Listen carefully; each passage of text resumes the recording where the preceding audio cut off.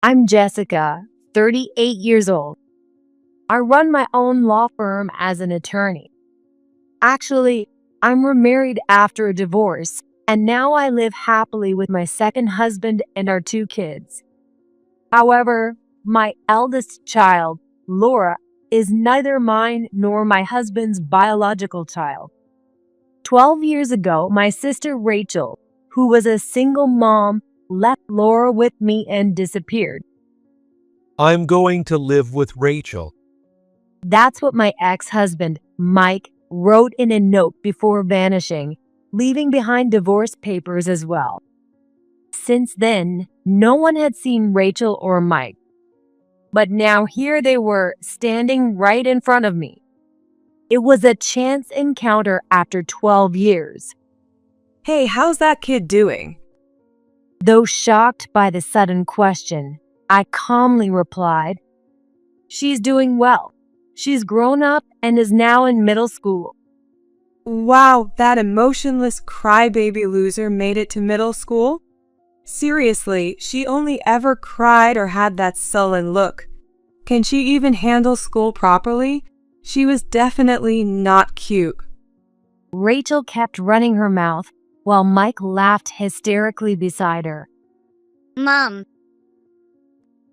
Just as I was about to end our conversation, I heard a voice calling me from behind. "Laura, are you done?" yeah, It was my daughter Laura, wearing her prestigious private middle school uniform.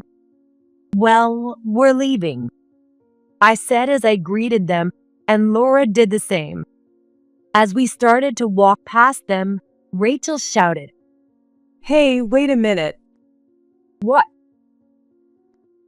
That kid. No way, right? Seeing her reaction, an idea popped into my head. "If you come here tomorrow at 10 a.m., I can spare some time to talk." With that, I handed Rachel my business card, ignored whatever they were still saying, and walked away with Laura. Rachel had always been spoiled since she was a kid. She knew she was pretty and couldn't stand not being the center of everyone's attention. She used people without hesitation and carried that attitude into adulthood.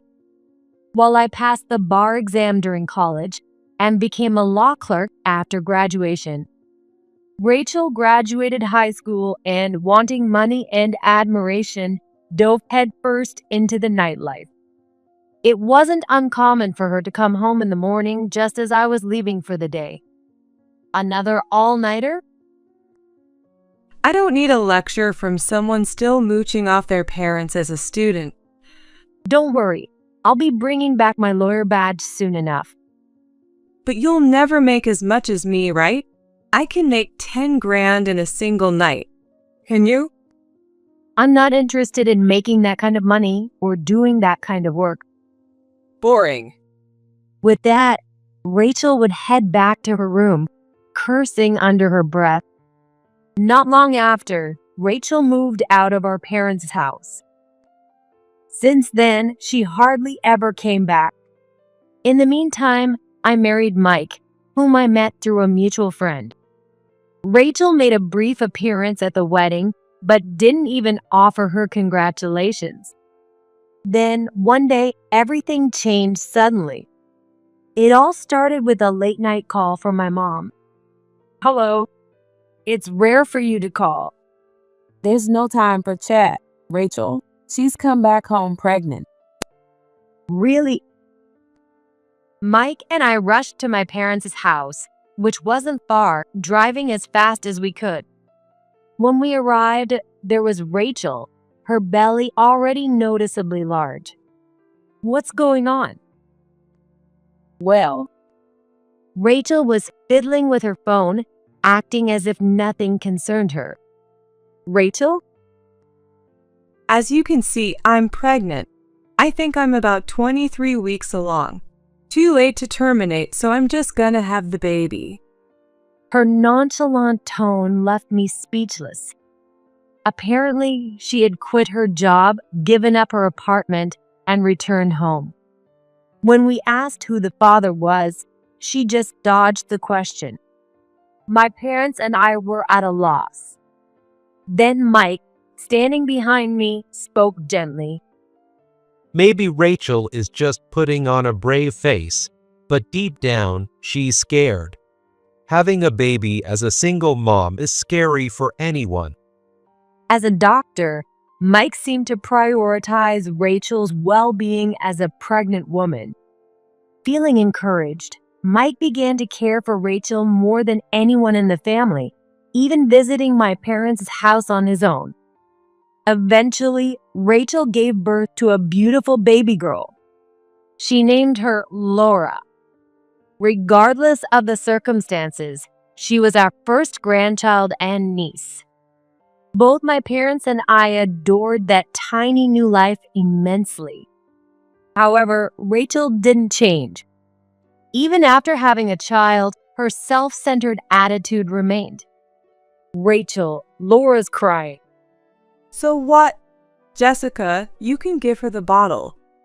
For Rachel, her nails seemed to be a far bigger concern than feeding Laura.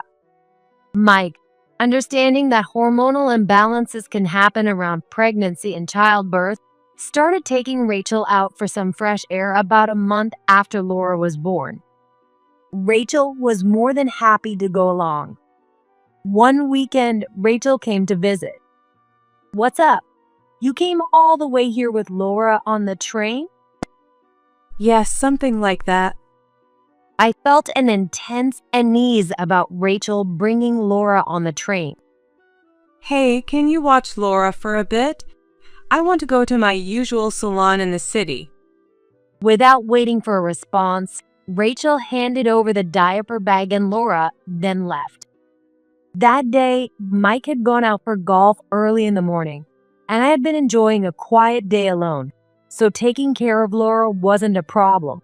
But after a day of changing diapers, feeding, napping, and playing, it was already evening. She's late. I messaged Rachel several times, but while the messages were read, there was no reply. And just like that, Rachel disappeared. And from that day on, Mike never returned home either. The day after that shocking reunion, I was at the office, working as usual. Since going independent 4 years ago, I've been fortunate with great clients. And today, I had several meetings lined up in the afternoon. But today, an unexpected task had popped up before those meetings. I wonder what kind of face they'll make when they show up. As I pondered, there was a knock at the door. Come in. At my call, the door opened, and Rachel and Mike were shown in by my staff. Their expressions were amusingly sullen. What is this place? Like I said yesterday, it's my office. What's this about you being remarried? I didn't know. Of course not. You disappeared without a word, and Mike left his job and vanished too.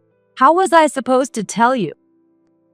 Rachel clicked her tongue and glared at me, clearly annoyed, her demeanor unchanged despite being in her 30s now. And yet, despite everything, you could still calmly face me after I suggested meeting? Do you have no idea what you did that made you disappear for 12 years? What? If anything, you should be grateful. I gave a childless woman like you a beautiful child. You must be thrilled that your cute little niece, Laura, became your daughter. Rachel's smug grin was infuriating, and I exhaled quietly to maintain my composure. Well, thanks for that, but it turns out I wasn't infertile. What? I got pregnant right after remarrying, and now I have a second-grade daughter. She and Laura are the best of friends. They both stared at me in stunned silence, clearly not expecting that I'd had a child. No way. You weren't infertile?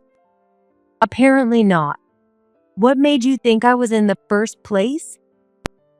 Well, Was it simply because Mike and I didn't have kids for years? Was it compatibility? Or maybe it was Mike's issue? Caught off guard, Mike shot me a surprised look. They must have mocked me behind my back. Infertile woman. Did Mike leave me because of that label? Despite her slightly awkward expression, Rachel kept her assertive tone and pressed further. Well, good for you. So, when did you remarry? 9 years ago. How old is he? What does he do? You're really grilling me. Is that a problem? Not really. He's 39, same age as me. He's a doctor.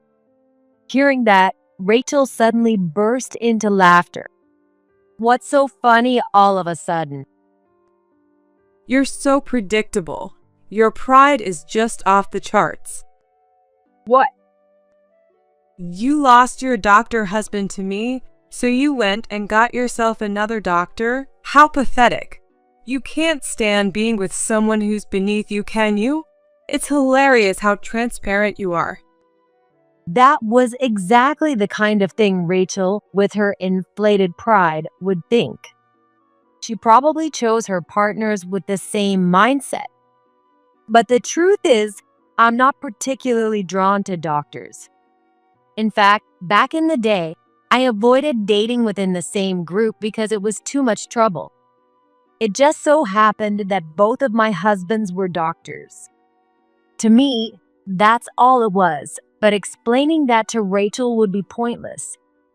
After all, Rachel was the one who chose Mike as her runaway partner precisely because he was a doctor. Good for you.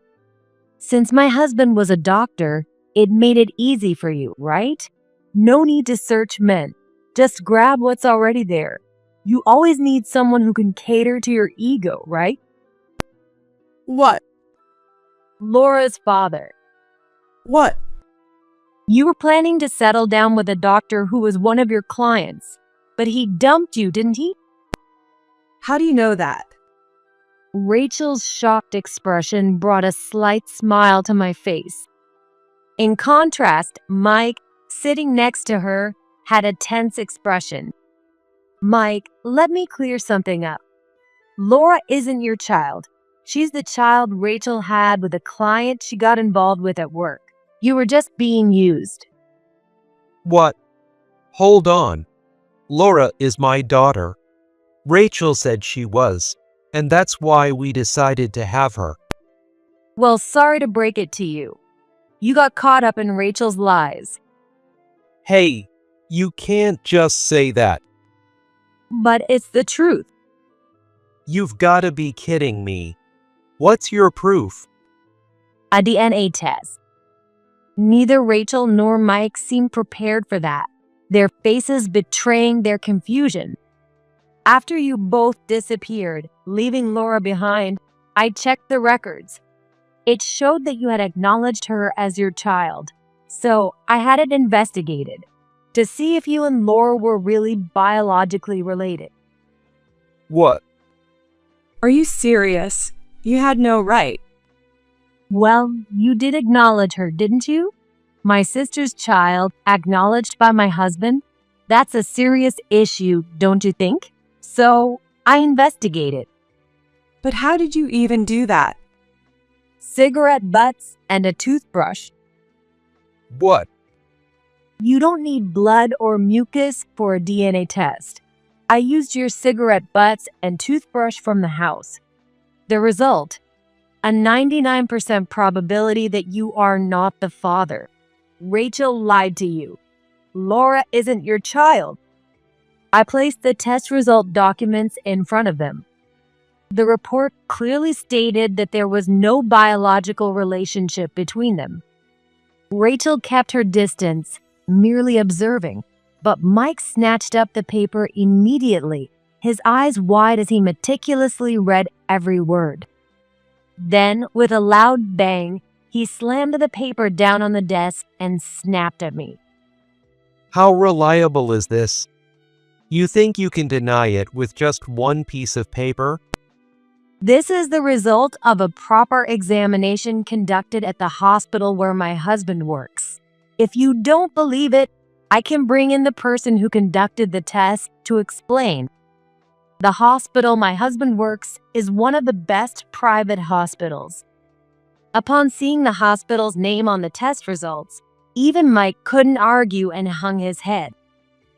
How did it come to this? I was with Rachel even before she got pregnant. We were intimate. So, how can Laura not be my child? That's gotta be a lie, right? So you're finally admitting your relationship with Rachel? Didn't expect to hear that from you. You've been seeing her for that long? That's... Well, I already knew. Mike stared at me, shocked, with the same expression Rachel had earlier, clearly not expecting I'd been aware of their secret meetings. Is it really that surprising? You were so obvious. You welcomed Rachel back without any hesitation when she returned pregnant, treating her kindly under the guise of being a doctor. But that's because you knew about the pregnancy from the start, right? Was it your idea for her to return home at a time when she couldn't have an abortion? What? By returning at that stage, her parents had no choice but to accept her. Were you that eager to see your child? Mike's eyes wavered slightly. Did he really want a child that much? I let out a small sigh. I did. I always wanted kids, but it just wasn't happening. Honestly, the stress made me go out drinking more, and I started coming home drunk more often. That's true. You did start going out more. I began thinking it was my fault, losing confidence in myself. Then, one night, Rachel approached me near the bar I frequented, and I started going to her place. I see. Rachel was really kind, always listening to my complaints with patience. There were things I just couldn't tell you, Jessica, but Rachel accepted everything. I leaned on her kindness when she said, "Why not use me?" So, you ended up in a physical relationship with Rachel? Yeah, I did. With that, Mike hung his head in shame. He was the type who hated hurting others, someone you'd describe as the picture of integrity. For someone like him to betray his wife and have an affair with her sister was unthinkable. But precisely because he was such a serious person, it's easy to imagine how the guilt consumed him. Yet he still got trapped in the situation. For Rachel, who was skilled at manipulating men from her job, Mike must have been an easy target. He fell right into her trap. But you know, Rachel was already pregnant when she got involved with you. Well, She knew she was pregnant, and still she lured you in and had a relationship with you. was it? Then she told you she was pregnant and made you the stand-in father. She used our situation, knowing we couldn't have kids, to take you from me. As I spoke calmly, Mike responded with just a few words. With bloodshot eyes, he began to spew words frantically. This is a lie, right? It's all a lie, isn't it? You're just trying to test me. No, it's all true. It's a lie. And why would I need to test you? You betrayed me. My sister took my husband. I'm just laying out the facts after investigating what happened. Seems like you were completely in the dark. I'm doing you a favor by telling you. Mike's face grew paler by the second. Why bring this up now? Bring this up now? You're the one who's saying that? What? Until I saw you two yesterday, I was content with my life. But meeting you there brought it all back. You two made me remember. That's... Rachel deceived you, and you abandoned me, and then left Laura with me. You should at least know what kind of woman Rachel really is after you left your wife and child for her. That's not. I didn't mean to abandon you. Clenching his fists tightly, Mike muttered in a hoarse voice, Whether you meant it or not, you did. Why would you leave the child you supposedly wanted and disappear? If you truly wanted to be with Rachel, you could have divorced me and done that. That's because Rachel said she couldn't handle raising a child. What? You remember how Rachel was after the birth, right? Yeah, right after giving birth, all she cared about were her nails and hair. She left all the childcare to me and Mom. Exactly. Rachel really couldn't handle it. I just wanted to support her and make her happy. What is this guy in front of me, lost in his self-righteous fantasy? How naive can he be? Mike's well-meaning but misguided sense of duty had taken a very wrong turn. Of course, Rachel's always been the type who couldn't stand not being the center of attention. Do you really think someone like that could love and raise a weak, cute child who would naturally be loved more than herself? That's Well, maybe it was for the best for Laura. what? I mean, with parents like you two, she wouldn't have turned out well, right? What did you say? Someone who can have a child for selfish reasons and then abandon them couldn't possibly raise a decent child. Rachel probably saw having a child with a high-status, handsome doctor as more of a pet project, didn't she? You're being incredibly rude. Am I? I think forcing someone to sign an abortion consent form, then deciding to have the baby anyway, is far ruder. And frankly, a disgusting thing to do. Rachel gasped, staring at me in shock. Mike's brow furrowed even deeper. Abortion consent form. What's that?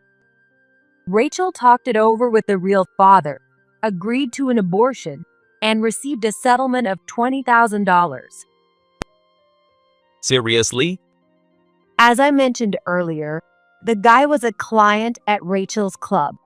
He was good-looking, tall, a doctor, and the son of a hospital director. He was the perfect match for Rachel's desires, and they were physically involved.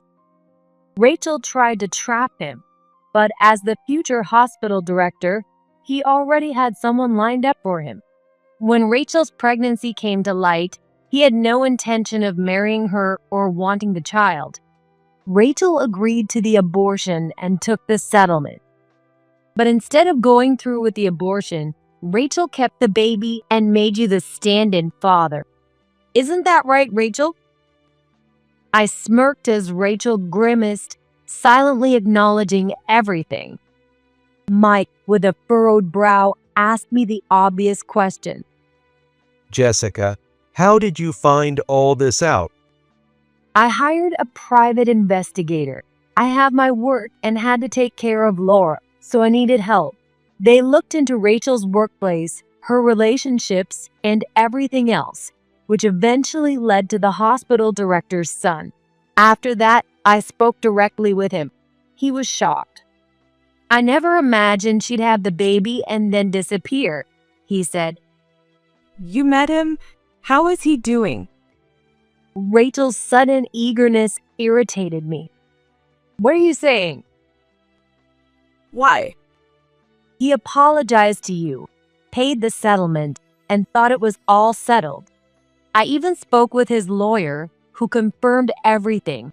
You signed a written agreement, didn't you? He was shocked to find out you broke your promise. I never thought it would come to this, he said. Of course. The whole ordeal with Rachel's pregnancy was nothing but a nightmare for him. Of course, he bears some responsibility as well. That's why they had a thorough discussion, decided on the abortion, and he even paid the settlement. But Rachel betrayed him. To him, it must be terrifying. Come on, having a child with a man like that isn't something you get to do every day. You really did see the child as a personal accessory, didn't you? But And in the end, you couldn't even raise your baby and just abandoned her.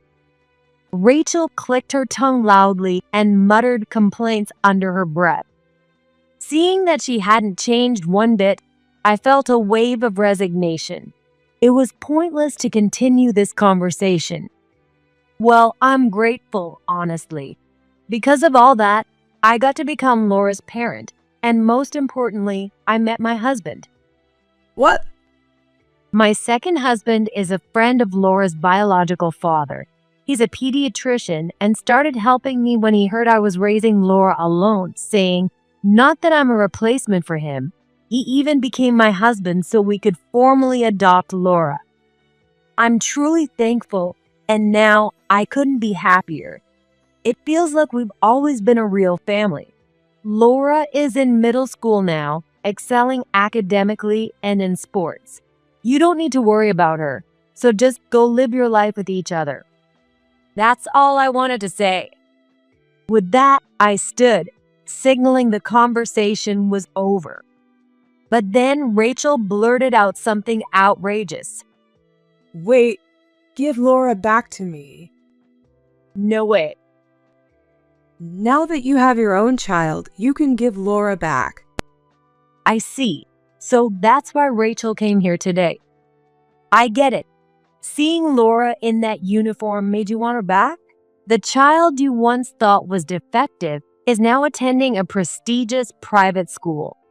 That must be irresistible for someone like you, who loves having a little trophy. If you understand, then give her back. You've got your own kid now. Who knew she'd be this desperate? Her sheer desperation made me chuckle. What's so funny? Well, nothing. I just thought you seemed really desperate. Of course, she's my child. Are you going to raise her alone? Of course, I'll raise her with Mike. Is that so? What do you mean? Why don't you take a look at Mike's face? Rachel, so caught up in her own desires, finally glanced at Mike. There he was, standing expressionless. Mike? Rachel called out hesitantly, and Mike responded with a sharp look. I want a divorce. Wait, I'm divorcing you, Rachel. why? How come? Shaking his arm frantically, Rachel pleaded in confusion. But Mike, glaring at her, spat out his words.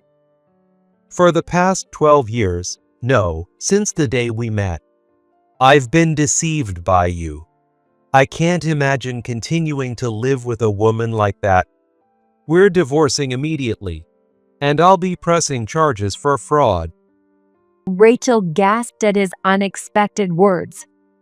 She clung to his arm, shaking it more vigorously. I'm sorry. I didn't mean for it to be like this. I was desperate. Desperate not to lose the man she had been using like an ATM, Rachel tried to excuse herself, clinging to Mike. But Mike remained silent, offering no response. As I watched the scene unfold, my phone began to ring. It was Laura. What's up? I ignored the two and answered the call. And I intentionally put it on speaker.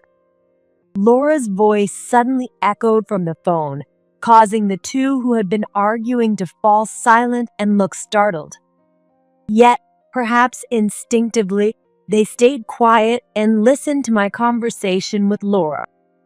Laura asked if I could take her and a friend to visit the maternity ward because her friend had a new baby sister. Babies are always so cute. Yeah, does it remind you of when your sister was born? Of course. She was so tiny and adorable. Mom, thank you. What did you say? Thanks for having my sister. Laura. Laura's gentle words often moved me, even as her parent. I wanted the two standing before me to face reality. Laura, are you happy being my child? Of course, I don't care about someone who abandoned me. They're just a stranger to me now. If you hadn't raised me, Mom, if you hadn't married Dad and taken me in, I wouldn't have met my little sister, Grandpa, Grandma, or my best friends. You're the best mom ever. You're kind, warm, smart, and beautiful. There's no one else who could be my mom. Laura's heartfelt words of gratitude rang out. Rachel was left speechless, stunned by Laura's words. Laura knew everything about her past. Despite knowing it all, she still smiled brightly and chose to stay by our side. That reality seemed to hit Rachel hard, and for the first time, she looked genuinely shaken as a mother. Mike glanced at her, gave me a silent nod, and without looking back, walked out of the office. Rachel's desperate, almost shrill cries echoed down the hall as she hurried after him. Gradually, her voice faded until it disappeared entirely. Later, I received a call from the lawyer Rachel had hired. It seemed she was having trouble accepting the divorce. Despite being confronted with Laura's reality, she hadn't given up. She even accused me of falsifying the DNA test results, claiming I might have used my husband's connections at the hospital. Furious, I decided to send not only the results proving Mike wasn't Laura's father, but also the DNA test showing the near-perfect match between Laura and her biological father. During the process of nullifying Mike's acknowledgement of Laura, we conducted a DNA test with Mike and also obtained the proper consent from the biological father to test his DNA alongside Laura's. Faced with these results, even Rachel had no choice but to remain silent, and it seemed that her divorce from Mike would proceed smoothly afterward. However, knowing Rachel, there was no way she would quietly accept that. I was abandoned by Mike. He got involved with me, his ex-wife's sister, and took advantage of me. He left Jessica to be with me, and now he's throwing me away just like her, dragging me to a place where I don't know anyone and then discarding me. He's a terrible person, abandoning his wife for a younger woman. Rachel repeatedly caused scenes at Mike's hospital, yelling such accusations. Each time, the police were called, and Rachel was taken away, leaving Mike to apologize to the hospital. This happened so frequently that patients began filing complaints like, "That doctor can't be trusted," and "What kind of doctor causes a disturbance like that?"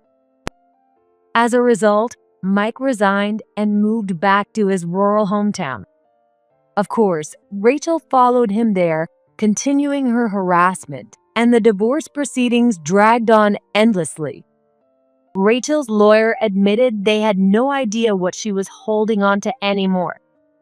Mike was not only pursuing charges against Rachel for fraud and defamation, but the biological father of Laura was also involved due to Rachel breaking their agreement. Because of that, she had to hire a lawyer, but the legal fees, along with living expenses, were overwhelming, so Rachel had taken an unfamiliar factory job to earn some money. But frankly, I couldn't care less what happens to those two. They're getting what they deserve.